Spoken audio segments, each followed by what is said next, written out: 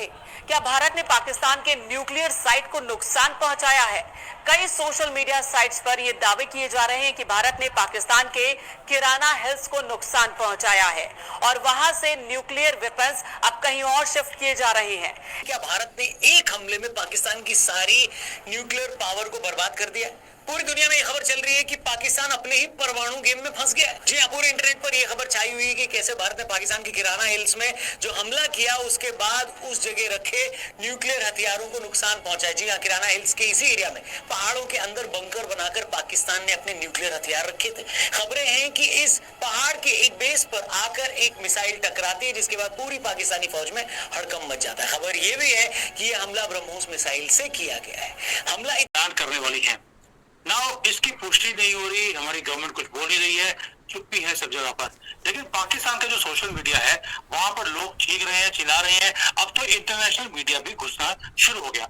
हमने पहले भी बताया था आपको कि पाकिस्तान में जो बार बार अर्थक्वेक आ रहे हैं उसका रीजन क्या है।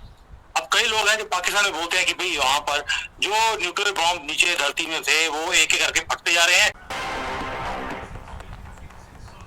नमस्कार दोस्तों, जय हिंद। भारत के ऑपरेशन सिंदूर ने पाकिस्तान और पीओके में आतंकवाद की कमर तोड़कर रख दी। ऐसे में सोशल मीडिया पर लगातार ऐसी खबर सामने आ रही।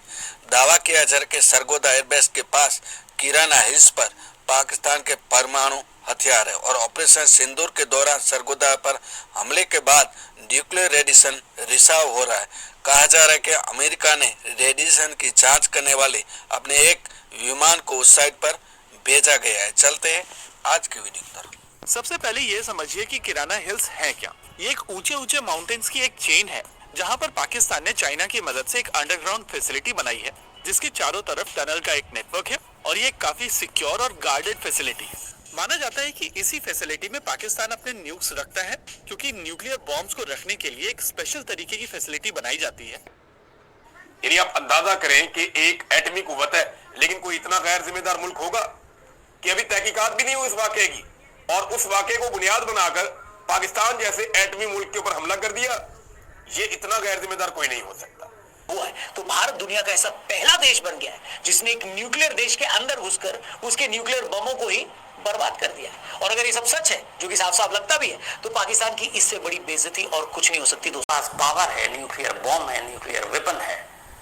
अगर वहां कोई हादसा हो जाए, अगर वहां कोई बॉम्ब गिरे, अगर वहां कोई उस जहां पे उसको रखा गया न्यूक्लियर वेपन को, उसमें कोई हलचल हो, उसको नुकसान पहुंचे, तो सबसे पहला खतरा होता है रेडिएशन फैलने का। आप जानते हैं रेडिएशन कितना खतरनाक है। बरसों हिरोशिमा में आज भी इसका असर है। तो ऐसी सूरत में ये जो प्लेन है यूएस का B350, ये आसमान में उड़कर ये पता करता है कि एक्चुअल में रेडिएशन का कितना खतरा है, रेडिएशन फैल रहा है कि नहीं, और फिर उसी के हिसाब से आगे की कार्रवाई होती है।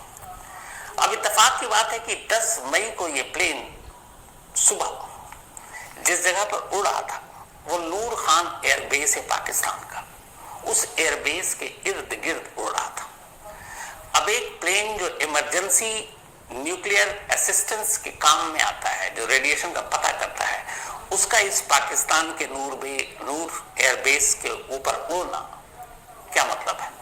तो इसका सीधा सा मतलब ये था कि शायद नूर एयरबेस के पास पाकिस्तान के परमाणु ठिकानों पर हमला हुआ और परमाणु बम या उसके हथियार को नुकसान पहुंचा और उससे रेडिएशन फैला, और उस रेडिएशन के फैलने के खतरे का अंदाजा लगाने के लिए ये जो प्लेन काम में आता है, जो यूएस का है, B350 AMS एरियल मैप सर्वे। बाढ़ में आपने देखा होगा, अलग अलग ऐसी चीजों में इमरजेंसी में नेता लोग घूमते हैं और देखते हैं बाढ़ कहाँ है, सूखा कहाँ है, प्लेन में बैठकर। उसी तरीके से आप ये समझिए कि ये खास प्लेन है जो एरियल सिर्फ मैप सर्वे करता है कि रेडिएशन कहाँ तक है। बाकायदा इसमें सारे सिस्टम लगे होते हैं।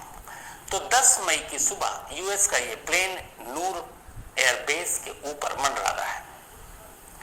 अब नूर एयरबेस के ऊपर क्यों मंडरा रहा है और नूर एयरबेस की खासियत क्या है, इसको समझने के लिए पहले दूसरी तस्वीर आपको दिखाता हूँ। ये दूसरी तस्वीर भी 10 मई की है और ये दूसरी तस्वीर जो आप देख रहे हैं इसमें मिस्र का एक कार्गो प्लेन है। मिस्र का ये कार्गो प्लेन मिस्र से उड़ता है और चुपचाप पाकिस्तान की वायु सीमा में दाखिल होता है। अब आपने देखा होगा, अक्सर आप प्लेन में लोग आप ट्रैवल करते हैं कि एक लंबी दूरी की फ्लाइट में जब हम चलते हैं तो प्लेन ऐसा नहीं है जैसे पहाड़ी में रास्ता होता है ना, जिगजैग घूमते हैं या छोटे छोटे मोड़ चौराहे सड़क पर मिलते हैं। हाईवे पे आप जाएंगे तो बिल्कुल सीधे सीधे आप जा रहे होते हैं। एयर ट्रैफिक भी ऐसे ही होता है, लंबी दूरी मतलब सीधे सीधे, बहुत कम टर्न होते हैं। लेकिन इस फ्लाइट रेडार 24 का ये जो डेटा आप इसको गौर से देखेंगे तो मिस्र का ये कार्गो प्लेन स्ट्रेट नहीं चल रहा है, ये जिगजैग चल रहा है, सीधे आता फिर यूं फिर यूं फिर यूं फिर यूं फिर यूं। अमूमन ऐसे प्लेन नहीं उड़ते हैं। तो सवाल है मिस्र का ये कार्गो प्लेन यूं क्यों उड़ रहा है जिगजैग तरीके से? तो उसकी वजह थी कि मिस्र के इस प्लेन में बोरॉन नाम का एक केमिकल था और उस केमिकल को लाने के इस प्लेन में लाया गया मिस्र से। और लाने के बाद इसका जो बोरॉन केमिकल है इसका इस्तेमाल कब होता है? पहली चीज आपको बताया कि उस अमेरिकी प्लेन का इस्तेमाल कब होता है, रेडिएशन पता करने।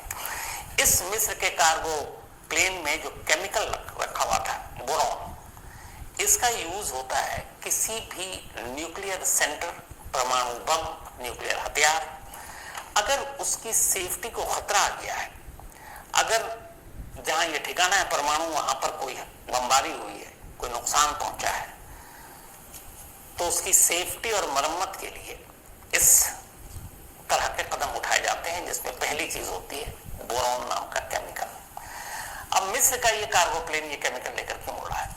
तो उसकी वजह है कि इस पूरी दुनिया में सबसे ज्यादा बोरॉन नाम का ये केमिकल मिस्र की मशहूर नील नदी में ही पाया जाता है। और नील नदी से ये बोरॉन जो रेडिएशन को फैलने से रोकने में बड़ा कारगर साबित होता है। तो इसीलिए बोरॉन नाम का ये केमिकल मिस्र के इस कार्गो प्लेन में था। अब जो मैंने शुरू में आपसे कहा था कि प्लेन हमेशा ज्यादातर सीधे सीधे उड़ते हैं, लेकिन ये जिगजैग करके पाकिस्तान के एयर स्पेस में घूम रहा है। जिगजैग कब होता है? जब ये ऊपर से इस केमिकल को कोई छिड़काव कर रहा है। तो छिड़काव करने के लिए आपको ऐसे ऐसे ऐसे ऐसे प्लेन की जो सीधे सीधे स्ट्रेट है उसके बजाय आपको दाएं बाएं होना पड़ेगा, क्योंकि चारों तरफ छिड़काव करनी है। तो ये तस्वीर भी फ्लाइट रेडार 24 की है, लाइव इमेज थी और ये प्लेन कैप्चर हुआ, कोई भी इसको देख सकता था। तो इस प्लेन का सीधे ना जाकर जिगजैग तरीके से पाकिस्तान की हवा में घूमने का मतलब यही था कि इस बोरॉन नाम के केमिकल को उस नूर एयरबेस के इर्द गिर्द छिड़काव करना था।